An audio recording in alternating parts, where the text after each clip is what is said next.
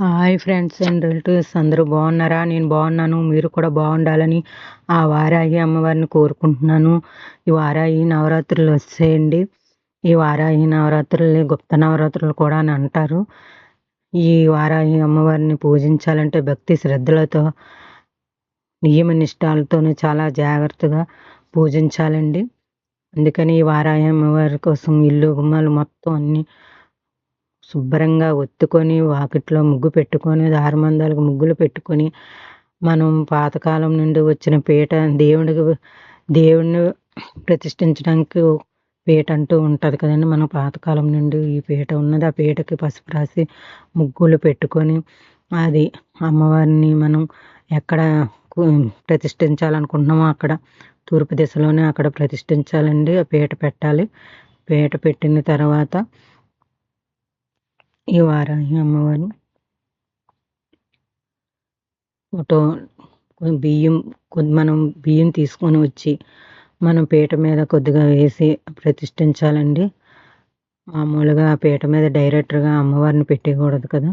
ఇప్పుడు మనం ఫస్ట్ నుండి కూడా ఏ అమ్మవారిని ఎవరిని పెట్టాలన్నా కొద్దిగా బియ్యం పీట మీద వేసి ఆ బియ్యం మీద మనం అమ్మవారిని అని మనం ఏ పూజ చేస్తామో ఆ ఫోటోని మనం ప్రతిష్ఠిస్తామండి.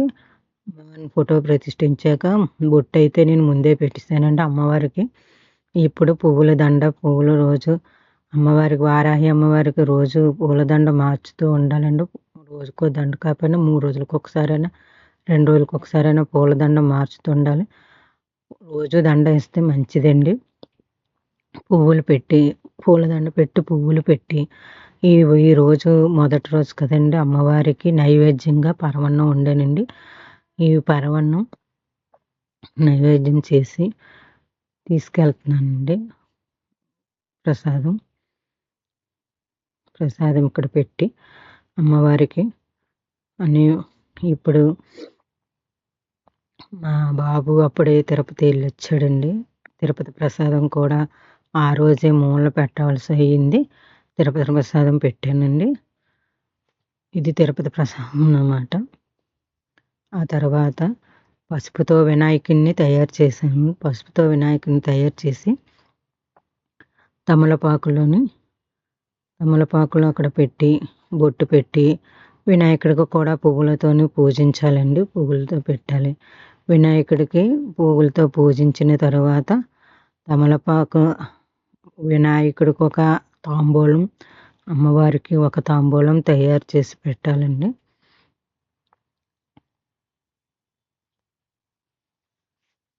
తాంబూలం పెట్టిన తర్వాత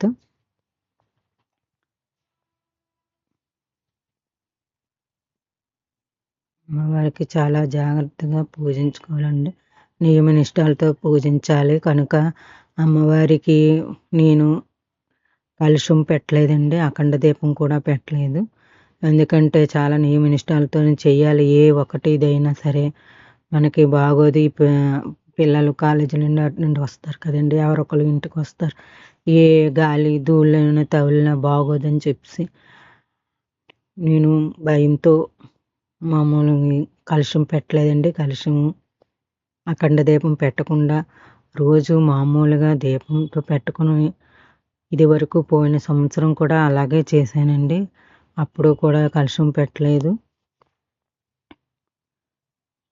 అఖండ దీపం పెట్టలేదు. రోజు దీపం పెట్టి రోజుకో నైవేద్యం పెట్టి పువ్వులతో కుంకుమతో పూజ చేసుకున్నానండి. అలాగే ఈ సంవత్సరం కూడా ఈ గుప్త నవరాత్రుల్లో మొదటి రోజు అండి. ఈ మొదటి రోజు మనం ఈ వారాహి అమ్మవారిని పూజిస్తే ఫైనాన్స్ ప్రాబ్లమ్స్ ఏంటి, బిజినెస్ ప్రాబ్లమ్స్ ఏంటి పోతాయండి. ఈ అమ్మవారికి రోజు కంపల్సరిగా నైవేద్యం ఏంటంటే నువ్వులుండలు, దానిమ్మ గింజలు,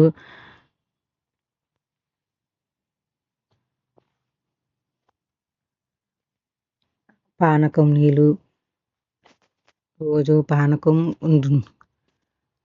కూడా రోజు అమ్మవారికి పెట్టాలండి.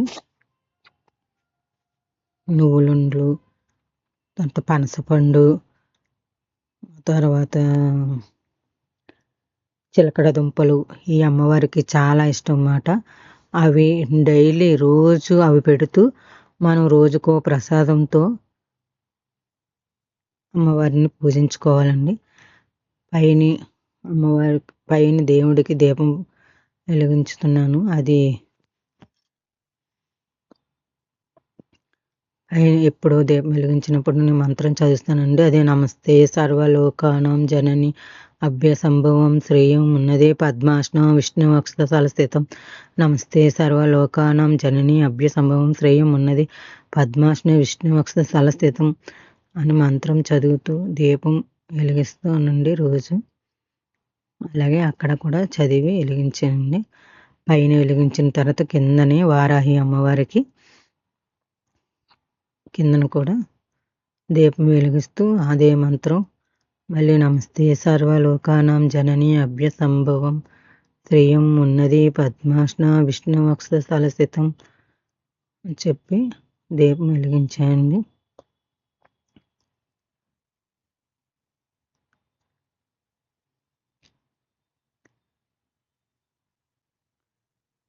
దీపం వెలిగించండి. అమ్మవారికి మాత్రం ధూపం అంటే చాలా ఇష్టమండి. అమ్మవారికి ధూపాల నైవేద్యం సమర్పయామి అని నమస్కారం చేసుకున్నాం. అమ్మవారికి ధూపం అంటే చాలా ఇష్టం. ధూపం కానీ ఇస్తామంటే మనం అనుకున్నది ఏమనుకుంటే అది అన్నీ జరుగుతాయండి. ఈ అమ్మవారు పూజ చేసుకుంటే పోయిన సంవత్సరం కూడా చేశాను. అలాగే మనం అనుకున్నది మనం కోరుకున్నది తీరింది. అలాగే ఈ సంవత్సరం కూడా వారాహి అమ్మవారు పూజ చేసుకుంటున్నానండి. ఇది మొదటి రోజు.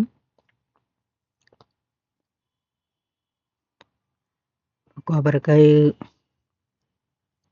హారతి దీపం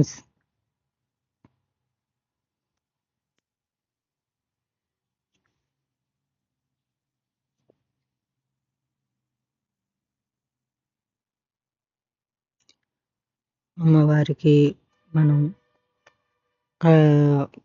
రూపాయి కాయిన్ కానీ ఒక పసుపు కొమ్ము కానీ ఒక గిన్నెలో పెట్టుకొని ఒక అమ్మవారిని అనుకొని మనం 108 సార్లు ఓం వారాయి దేవియే నమః ఓం వారాయి దేవియే నమః అని కుంకుమ పూజ చేసుకున్నానండి.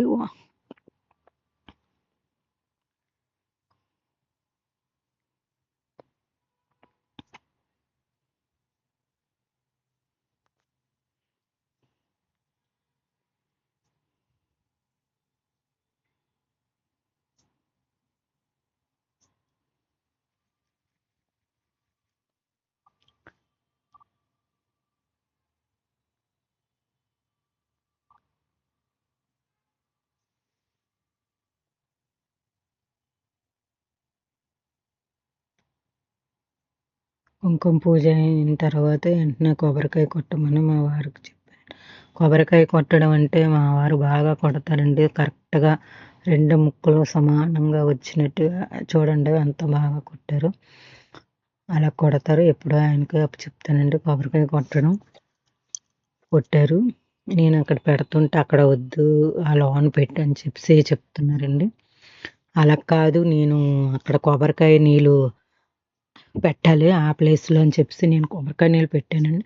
కొబ్బరికాయ ముక్కలు అక్కడే అడ్జస్ట్మెంట్ చేశానండి.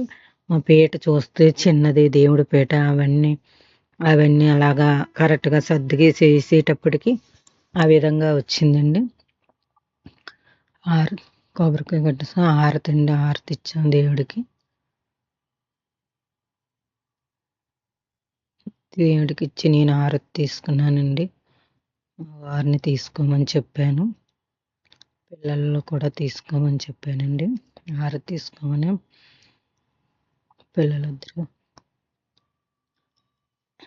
పిల్లలిద్దరు హారతి తీసుకున్నారండి. ఈ పూజ రోజు రాత్రులే అమ్మవారికి పూజ చేయాలండి. రోజు రాత్రులు మా వారు 9 గంటలకు డ్యూటీ నుండి వచ్చిన వెంటనే 9 గంటలకు మొదలు పెడతామండి. 11, 12 అవుతుంది పూజ అవ్వబడికి. అమ్మవారికి రాత్రిలో పూజ చేయాలి కనుక ఎంత 12 అయినా సరే పర్వాలేదండి. అప్పుడు అన్నీ శుభ్రంగా మనస్థాయిగా శుభ్రంగా 9 నుండి 11, 12 వరకు అలా మంత్రాలు అవి చదువుకొని పూజ చేస్తామండి.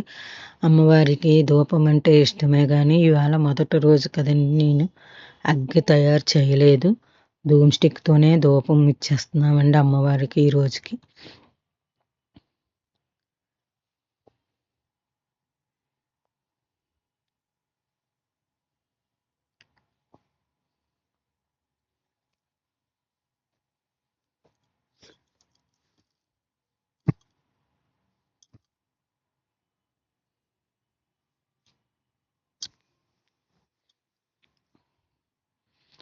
ధూపం ఇచ్చానండి.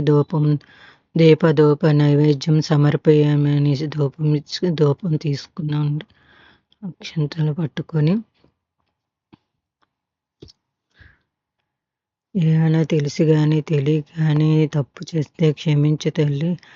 ఈ ఈ 9 రోజులు కూడా మాకు శక్తిని, ఆరోగ్యాన్ని ఇచ్చి బాగా పూజ చేసేటట్లు ఈ 9 రోజులు ఉండేటట్లు చూడు తల్లి. అందరూ బాగుండాలి. అందరూ ఆరోగ్యాలతో అందరూ కూడా బాగుండాలి. అందులో మేము ఉండాలని మేము దండం పెట్టుకున్నామండి.